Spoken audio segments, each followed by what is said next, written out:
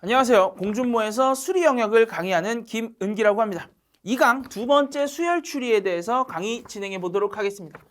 첫 번째 수열 추리와 마찬가지로 결국 수열 추리라는 것은 숫자들 간의 규칙을 찾아내는 행위입니다. 그래서 시행착오가 무조건적으로 필요할 수밖에 없다는 점을 꼭 기억해 주셔야 됩니다. 그렇다면 수열 처리 1과 수열 처리 2의 차이점은 무엇이냐면 수열 처리 2는 뭔가 형태적인 특성이 있는, 즉 삼각형, 사각형과 같은 뭔가 형태적인 부분이 있는 수열 추리를 수열 추리 2로 나누어 봤습니다. 그래서 어떻게 생각하셔야 되냐면 형태적인 특성을 꼭 생각하시면서 숫자들 간의 관계 혹은 규칙을 찾아주시면 됩니다. 형태적인 특성이라는 건 하나로 묶인 도형의 형태에서 한 묶음들 간의 규칙이 존재한다. 혹은 동일한 위치에서 규칙이 존재한다 라는 것을 의미합니다. 수열 추리 두 번째 거에 대해 강의하기 전에 수열 추리라는 건 결국 숫자들 간의 규칙을 좀 알아봐야 되는 거기 때문에 여러분들이 좀 알았으면 좋겠는 숫자들 간의 관계, 그 중에서 제곱수에 대해서 좀 설명드리려고 합니다. 이거는 꼭 알고 계셔야 돼요. 왜냐하면 뒤에서 할 자료 해석에서도 자주 사용되는 숫자들 간의 좀 센스 같은 거니까 좀 미리 알고 계시면 좋겠다. 1의 제곱은 1이고 2의 제곱은 4, 3의 제곱은 9고 4의 제곱은 16이다. 5의 제곱은 25, 6의 제곱은 36, 7의 제곱은 49, 8의 제곱은 64, 9의 제곱은 81, 10의 제곱은 100이 됩니다. 여기서부터 이제 조금 어려울 수 있어서 11의 제곱, 11의 제곱은 121인데 우리 11의 제곱을 알기 위해선 11배 한다는 것에 대해서 좀 생각해 봐야 돼요. 11배는 마치 제가 항상 이런 예시를 들어요. 커플과 같다. 커플. 예를 들어서 34에다가 11을 곱하면 커플과 같아요. 여기 남자친구가 있고 여기 여자친구가 있어요. 둘이 싸웠어요. 그럼 어떻게 되죠? 찢어지죠. 나 이제 너랑 못 만나 하고 찢어졌어요.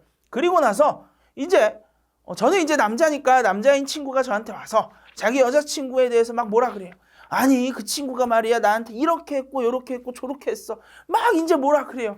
그럼 이제 또 제가 이제 그 이야기를 들으면서 뭐라 그래요. 아 그래?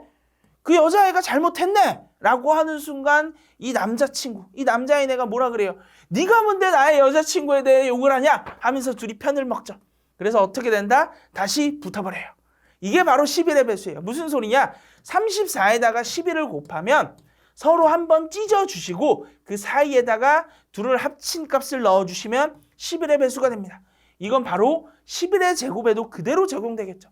11 어떻게? 서로 찢어주신 다음에 안에다가 둘이 합친 거 넣으니까 121이 된다. 11의 배수는 이렇게 외워주시면 좋겠습니다. 다음 친구 12의 배수는 144입니다. 그 다음에 13의 배수는 169, 14의 배는 196이에요. 서로 위치만 바뀐다는 거 좀 기억해 주시면 암기하기 좀 더 편해집니다. 15의 배수는 225, 그리고 16의 배수는 256, 17의 배수는 289, 18의 배수는 324, 19의 배수는 361, 20의 배수는 400으로 구성이 돼요. 그리고 나서 조금 10 곱하기 x에 대한 값들을 좀 쉽게 알 수 있는 방법을 설명드리려고 그래요. 13 곱하기 15라는 숫자가 나왔다. 그럼 이 친구는 어떻게 생각하시면 좋냐면 얘는 14로부터 하나 적어졌고 얘는 14로부터 하나 커졌다라고 생각해 주세요. 그럼 어떻게 된다? 14의 제곱 마이너스 1의 제곱이 된다. 근데 우리 14의 배수 위에서 외웠었죠. 외운 거 기억 안 나시면 보고 읽으시면 돼요. 얼마? 196. 거기서 얼마 빠져? 하나 빠지니까 195가 된다. 이렇게 생각해 주시면 돼요. 다른 숫자 또 해봅시다. 14 곱하기 18이 있다. 그럼 이 친구는 16으로부터 2개 작아졌고 이 친구는 16으로부터 2개 커진 거예요. 따라서 어떻게 된다? 16의 제곱 마이너스 2의 제곱이 된다. 16의 제곱은 얼마다? 보고 읽어주세요. 제가 왜 보고 읽어달라고 부탁을 드리냐면 여러분이 많이 말할수록 많이 보고 많이 실질적으로 적어볼수록 암기가 되거든요. 그래서 여기까지만 적어주시면 여러분이 할 건 다 했어요. 그 다음에 기억이 안 나면 그냥 보고 256이구나 떠올려 주시면 돼요. 256 마이너스 4니까 얼마다? 252가 된다라고 생각해 주시면 되겠습니다. 뭐 하나만 더 해볼까요? 11 곱하기 17이 있다. 얘는 어떻게 되겠다? 14에서 3 빠졌고 14에서 3 더해졌다. 따라서 뭐야? 14의 제곱 마이너스 3의 제곱이다. 14의 제곱은 보니까 196이야. 여기서 3의 제곱인 9가 빠졌다고 생각하면 187이 된다. 이런 식으로 구해주실 수 있어요. 그래서 우리 10의 자릿수 곱하기 이걸 뭐라 그래야 되지? 10부터 19까지 곱하기 10부터 19가 나오면 얘를 다음과 같이 제곱수의 형태로 바꿀 수는 없을까를 고민해 주시면 10의 n 곱하기 10의 n을 쉽게 하실 수 있다라고 말씀을 드리겠습니다. 그럼 실질적으로 문제를 한번 풀어보도록 합시다. 첫 번째 수열추리 문제 5번 친구를 보도록 할게요. 사각형이 이렇게 4등분 돼 있죠. 그럼 뭐다? 하나의 사각형에서 뭔가 규칙이 있지 않을까라고 생각해 주시면 돼요. 그리고 각각의 규칙은 다음 사각형에도 적용이 되겠다. 제가 더하거나 곱하거나를 좀 부탁드렸잖아요. 다 더하면 얼마지? 9네. 더한 거에서는 너무 멀리 떨어져 있으니까 더한 건 아닐 것 같아. 다 곱하면 얼마지? 8 곱하기 3이어서 24네. 뭔가 곱하기랑 비슷해. 혹시 곱하기 더하기 2는 아닐까? 다음 친구도 해보자. 다 곱하니까 얼마야? 6이네. 근데 5나 떨어졌잖아요. 그럼 얘는 플러스 5라고? 그건 좀 이상해. 다른 규칙을 한번 생각해보자. 이거 곱하면 얼마지? 6이고 이거 곱하면 10이고 요렇게 곱하면 8이네요. 이거 다 더하면 얼마예요? 26? 혹시 이 규칙이 되는 건 아닐까?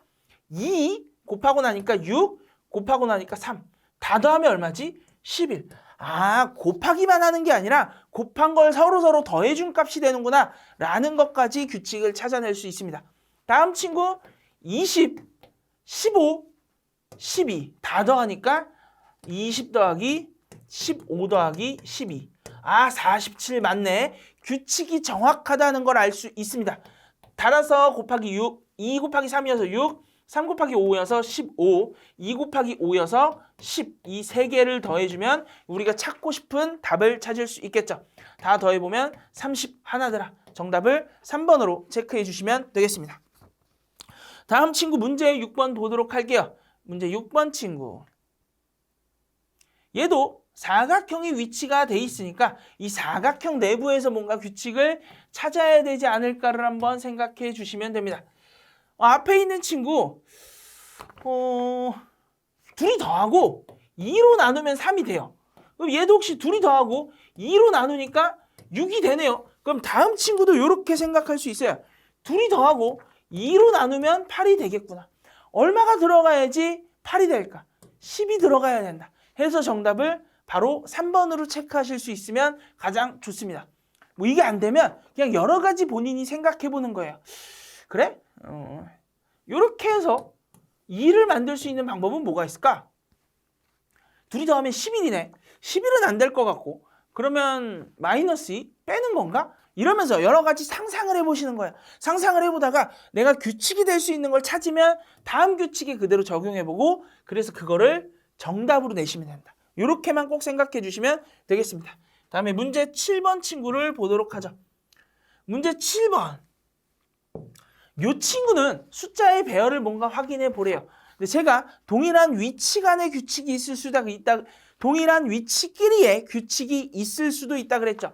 그래서 동일한 위치를 한번 살펴봤더니 얼마 커졌어? 6 커졌고 6 커졌고 얘도 6 커졌네요. 그럼 너도 어떻게 돼야 돼?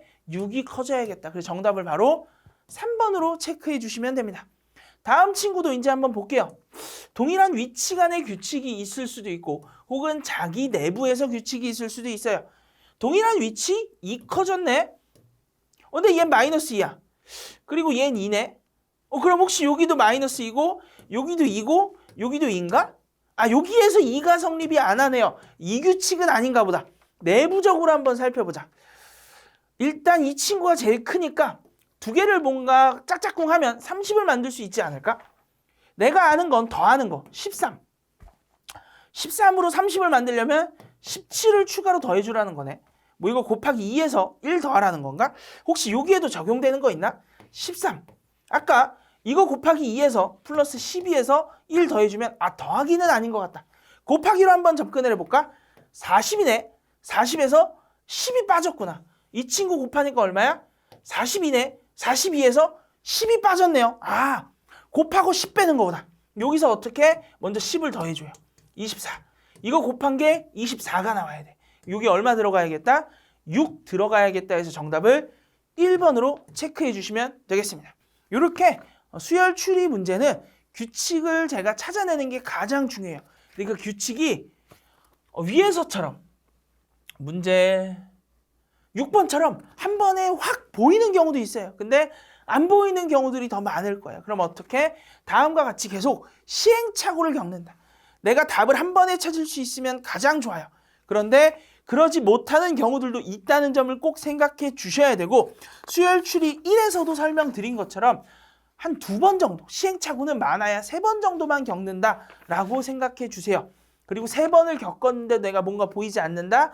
그러면 이번에는 내가 이 문제를 풀 수 없는 문제구나라고 생각해 주시고 빨리 답지를 보세요. 답지를 보시면서 아, 요런 규칙도 있구나. 내가 다음에는 요런 규칙도 한번 생각해 봐야지 라는 것을 추가해 주시면 되겠다라고 설명드리면서 2강은 여기까지 해보도록 하겠습니다. 그럼 우리 3강에서 만나 뵙도록 하겠습니다. 3강에서 봬요.